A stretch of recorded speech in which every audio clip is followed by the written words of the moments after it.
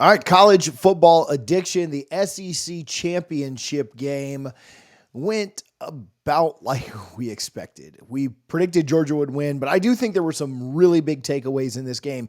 And then Kirby Smart dropped the absolute hammer, probably the quote of the weekend. I haven't heard what's happened after this Big Ten game. I haven't heard what's happened after the Clemson game. I'm doing this at halftime of both of those. But Kirby Smart had the quote of the weekend, and we'll talk about that in just a minute. I thought Georgia proved something pretty massive in this game, and it's not something that's going to blow your mind. I'm not breaking any new ground here or anything crazy like that, but I do think that Georgia was Georgia tonight, and Texas found that out in a rough way. The story of the game to me in the first half was Texas not putting Georgia away when they needed to. When Georgia went down to Athens, both teams struggled early. But because Georgia had some short fields, they put the game out of reach before it ever even really was a game. And I thought Texas had a chance to do that early in this game. And obviously hindsight's 2020. But if Texas would have taken advantage of their opportunities early in this game, when Georgia played the second half with a backup quarterback, they would have been forced to air it out a little bit more. Gunner would have had to throw the ball a little bit more. Obviously, had the really bad interception late, we'll talk about. But to me, Texas had a chance to put Georgia away early. And not really away, because we saw what Georgia did against Georgia Tech. We saw what Georgia has done in coming back. You think about the Tennessee game. You think about the Florida game. And so Georgia definitely is built to come back. Obviously came back in the Alabama game, even though that one didn't go their way. However, if they'd have had to done that with Gunner, right? If they'd had to do that with a backup against the Texas defense that was playing pretty well, I think that would have been the difference in the game. Now, hindsight's 2020, but that just shows why you have to take advantage of your opportunities. Really nice first drive by Texas, interception. Offensive pass interference kills the next drive. They have to settle for a field goal. I thought Texas's wide receivers were beating UGA's DBs early, but they continued to have to settle for red zone field goals. After stalling there, they go up 6-0. It's obviously 6-3 at halftime. They've got some field goal misses in there in the middle parts of this game as well. And Texas, to me, Texas really should have been up like 13-3 at worst. You got to get the ball in the end zone. You can't settle for field goals. It reminds me of the Kentucky game when Georgia was fortunate to escape out of that game, but Kentucky just kept being not conservative. I didn't think Texas was conservative. They just weren't good. Offensive pass interference, just bad penalties, bad plays, sacks, took them out of range. And to me, again, it was a lot like that Kentucky game where if you don't put Georgia away, Georgia will put you away. Obviously, the Beck injury happens at the end of the first half. Myself included, everybody gets their trolls off about, well, if they lose this game, are they out of the playoff? Which is actually a very valid question. Now that they've won, they're not going to drop below, who is the next lowest, conference champion, Army. They're not going to drop that low. Could they drop to the 4 seed because of the uncertainty? Yeah, I guess that's possible. I don't think they will. But I guess, weird things could happen. Maybe they're the 3 seed instead of the 2, depending on who wins tonight or whatever. But I think they're relatively safe. And probably still just locked into the 2 seed. Clemson's up big right now. It looks like Oregon's probably going to win. I think at that point you probably have Arizona State at 3, and then either Clemson or Boise at 4, unless SMU can come back. The Beck injury is concerning, though. We'll talk about that at another time. I don't want to break down what the Beck injury means long-term because we just don't know enough about it. But obviously that's very concerning. Gunner did enough. I thought the ballsiest thing, Kirby obviously with the fake punt and other stuff he did, I almost feel like Texas thought, okay, Beck's out after halftime. Beck's out, so we don't need to go for it, right? We don't need to go for broke. We don't need to just absolutely lay it on the line. Georgia's going to play conservatively, and Georgia coming out and getting the touchdown to open up the second half, to me, was what changed the game. Now, obviously, the fake punt there was a lot of stuff that, you could say changed the game. But Georgia coming out and just going down Texas's throat on that first drive, to me, changed the mindset. And it was almost like from there, Texas was trying to have to play catch up, right? And then they did, right? They scored at the end to tie it up and send it to overtime. But that to me was a really big moment. Hey, tomorrow night, 8 p.m. Sunday night, I am starting a brand new channel, a brand new show with my good friend Allie Peak. I would love if you went over and subscribed to that channel. It's called A Peek Inside the SEC. She covers the Gators, A Peek Inside Gators football. I'm going to link that channel above me right now. I'm going to link it at the end of the video. If you've appreciated this video at all, you think I made any good points, or you just want to point and laugh at me, would you do me a favor and subscribe? I will shout that out again at the end of the video.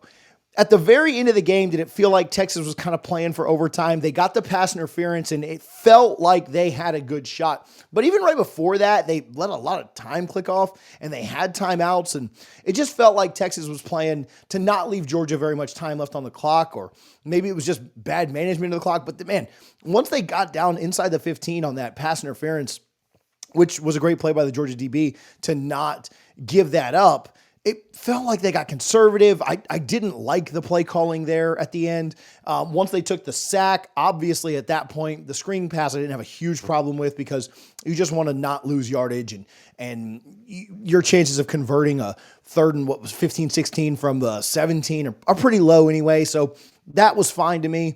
But man, I thought that they kind of got conservative there when they should have just gone for the win, and maybe you're thinking, backup quarterback, we've got our chances and we'll be fine in overtime. Don't screw anything up. And I kind of get that, but man, you're Texas.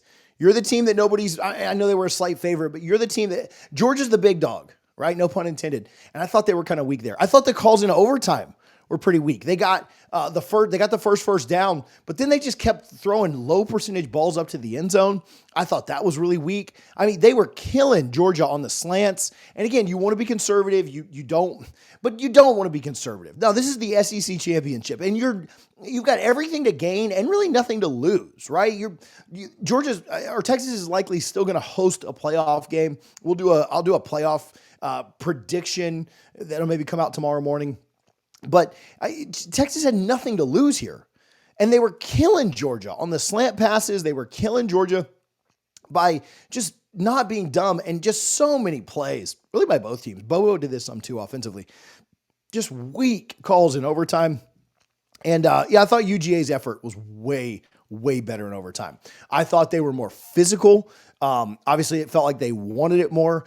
Shout out to Beck for coming in and getting that last handoff to ETN. But I just, they're throwing passes, they're tight end, and he's moving the pile and moving the chains. I thought that UGA's effort, it just looked like they wanted it more.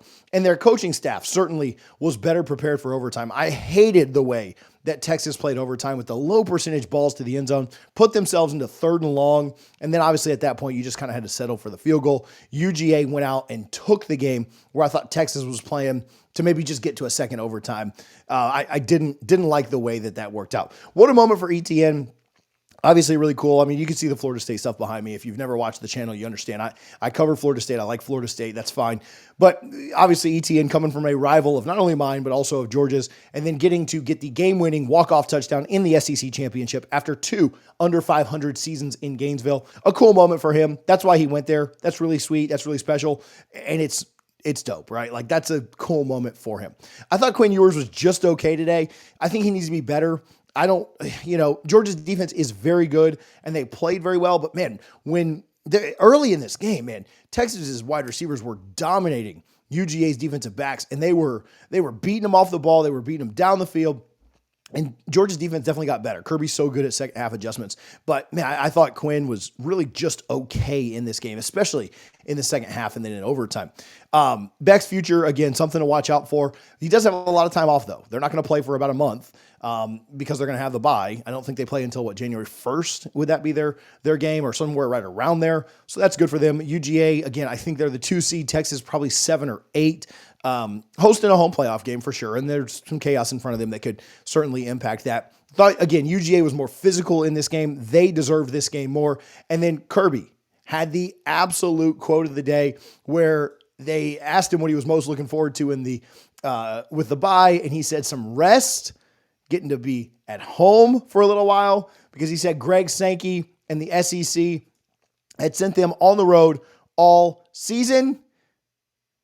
Talking obviously about having to go to Ole Miss, to Alabama, and to Texas. Obviously, they play their rivalry game in Jacksonville as well. That's not Sankey's fault. This was Sankey's face while he said it. I thought it was absolutely hilarious. This was great to see. Greg Sankey standing, you can't see it, but Kirby is just right off the screen over here on this side where you can see my hand. Kirby absolutely firing a dart, an absolute shot at Greg Sankey, and he stood there stone-faced, not getting political at all, but he was so stone-faced, it reminded me of like President Biden, just like standing there, like staring off into the distance, like I am not going to show any emotion. But the difference is I think Greg knew what was being said. He just didn't want to react to it. And so shots fired there by Kirby Smart. I thought that was pretty funny. I liked it. I had no problem with it. I think it's a lot of fun. So, a fun game. UGA, to me, deserved this win. They were the more physical team. I thought they wanted it more. I thought they took advantage of more